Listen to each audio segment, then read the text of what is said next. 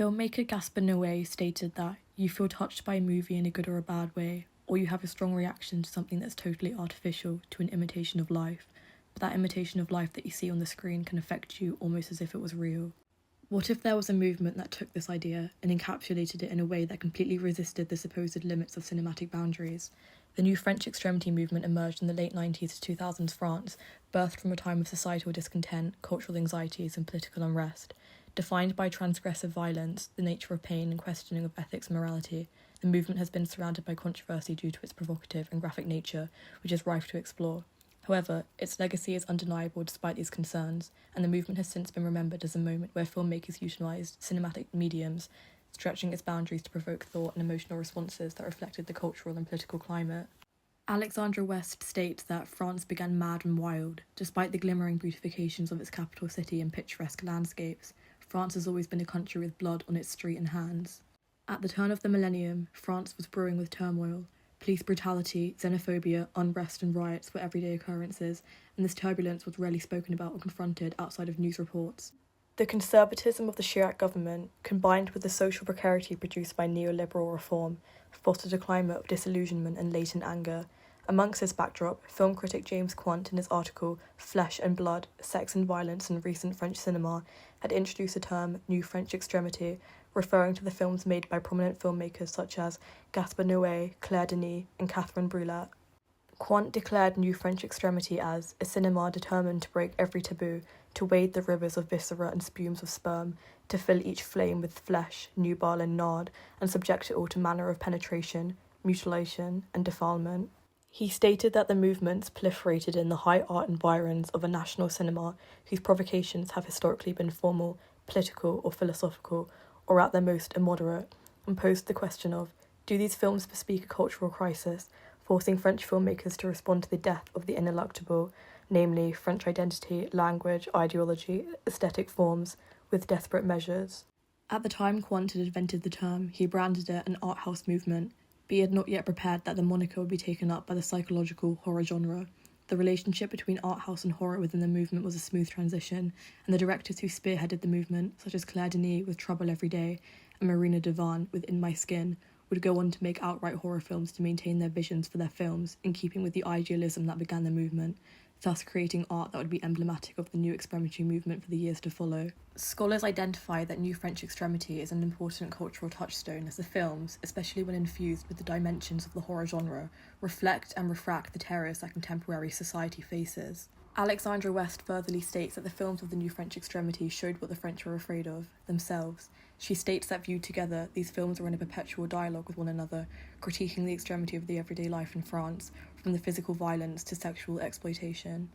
The films are a response and reflection of the cultural anxieties and unrest that pervaded France, forcing the audience to confront uncomfortable truths and issues surrounding violence, sexuality, and existential despair. The themes include a focus on the body, pain, sex, vulnerability, moral, physical, and cinematic power, alienation, trauma, control. Studying the films allows us to examine a movement that exposes film's ability to provoke thought and emotional response, and confront cultural fears in a way that transcends boundaries. Martyrs, directed by Pascal Laugier and released in 2008, pushes New French Extremity's visceral imagery and confrontation into a philosophical territory that questions suffering and the meaning of pain. Martyrs follows the story of a traumatised young woman, Lucy, as she seeks revenge against the individuals who abducted and tortured her as a child, aided by her friend Anna, who is also a victim of abuse. The film initially appears to follow a conventional revenge narrative before destabilising its expectation and shifting into a profound exploration of suffering and transcendence. Laugier uses repetitive violence and unembellished cinematography to deny the audience any sense of catharsis. The body is rendered as a site of endurance, forcing spectators into a position of discomfort and ethical confrontation, the film presenting pain as both physical and existential. The credits of Martyrs display Super 8 footage of both Anna and Lucy as children, happily frolicking in the sun. In This is a Sacred Place, the horrific untetherings of Martyrs, Catherine A. Toyer states that the film's preceding hour-and-a-half footage disrupts the innocuous feeling of these final shots. The images of the happy little girls jibe uneasily with the memories of the film's earlier images of Lucy, haunted and driven to brutal murder, and Anna, tortured and skinned alive in a shadowy organisation's quest for authentic martyrdom.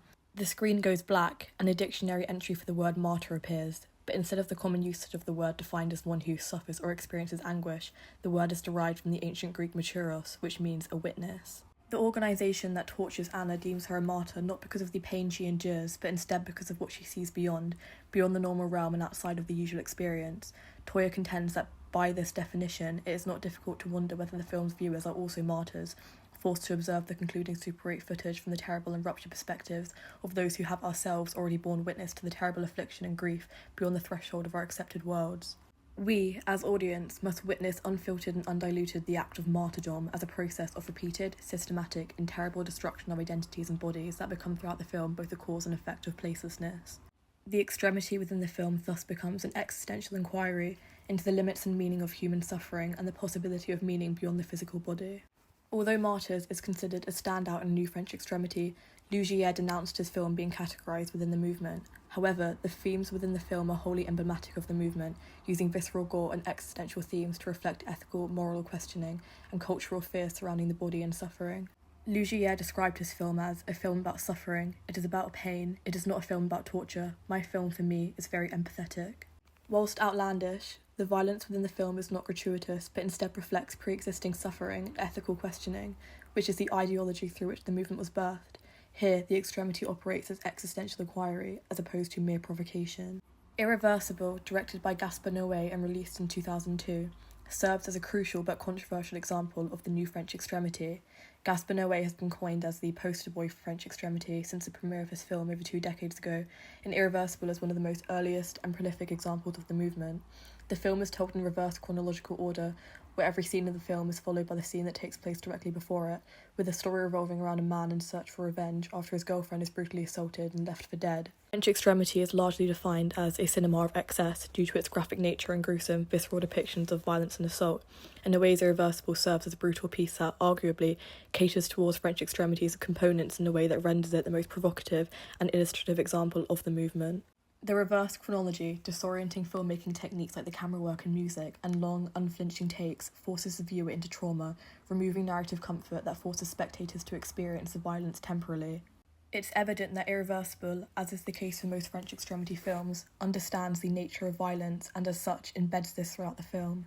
Draven Copeland in Gaspar Noé Career Retrospective Part 1 identifies that this is primarily displayed through the manipulation of time and chronology. He states that even the act of continuing the cycle of senseless violence and revenge for its effect on a loved one doesn't solve the problem but merely amplifies it. One horrific act only leads to another, and so on, until every character but the original perpetrator ends up for the worse. Seeing this topic so expertly conveyed, not despite its extremity but because of it, is truly what sets Noé apart from other filmmakers. Despite how prolific Irreversible is, the controversy surrounding the film has cemented itself within its legacy, and arguably rightfully so. The controversy is due to a scene that involves a prolonged and brutally realistic scene of sexual assault presented in a single, static take. Defenders of the extremity movement claims that the extremity is an intensification of reality, a cinema that insists relentlessly on showing us what austerity feels like from the inside, and perceivably, the scene attempts to embody this ideology. Noé defended his decision on including the scene by stating that rape happens in real life, so why can't it be shown on screen, so people have a clearer vision of it? French New Extremity was born as a response to cultural fears and reality that permeated everyday life, and by this very nature, the films aim to reflect these brutal realities in ways that are, by its very definition, extreme. But the controversy surrounding the scene and the scene itself is where the moral dichotomies and criticism that destabilises the movement is best illustrated. Criticism of the scene, when examining various critical takes, follow a similar consensus. No one needs to see the situations displayed in such an abhorrent and prolonged manner on film. The world is a dark place full of cruel people and crimes like this are committed every day. You don't need to watch a woman get brutally raped and beaten to tell you that for it to be portrayed effectively. There are lots of ways to convey what Noé tried through filmmaking with this nihilistic approach, but this certainly is not one of them. This poses the question of, despite being a movement that is built on extremity, when does it go too far? The criticism regarding Irreversible is indicative of wider criticism regarding the New French Extremity movement itself, exploitative, gratuitous, ethically contentious. It's important to contextualise the fact that Irreversible is one of the first and leading examples of French Extremity. To use it as an example of the movement going too far risks overlooking the fact the film established the ideological and aesthetic dimensions that define the movement. Having said that, it still serves as an example of the ethical dichotomies that pervade the French extremity. That is, how can a movement that insists on reflecting the extremities and brutalities of life do so in a way that is not gratuitous or ethically contentious without degrading its inherent notion? Or is this argument rendered fruitless by the nature and aim of the movement? Martyrs, which came out 6 years after Irreversible, demonstrates an evolution in the movement, Whilst the film is brutal and graphic, the violence is structured within an exploration of suffering, which suggests the extremity can function beyond just provocation and shock value. It's outlandish and physically horrible, but exaggerated in a way that reflects realities and questioning surrounding vulnerability, suffering, and pain, remaining resonant, i.e., its outlandishness reflects reality and the nature of pain by presenting it in an abstract form, as opposed to simply displaying sexual violence as is. Irreversible rejects metaphors in favour of explicitly showing the assault itself, staying true to extremity but risking provocation in a manner that can degrade its artistic intent.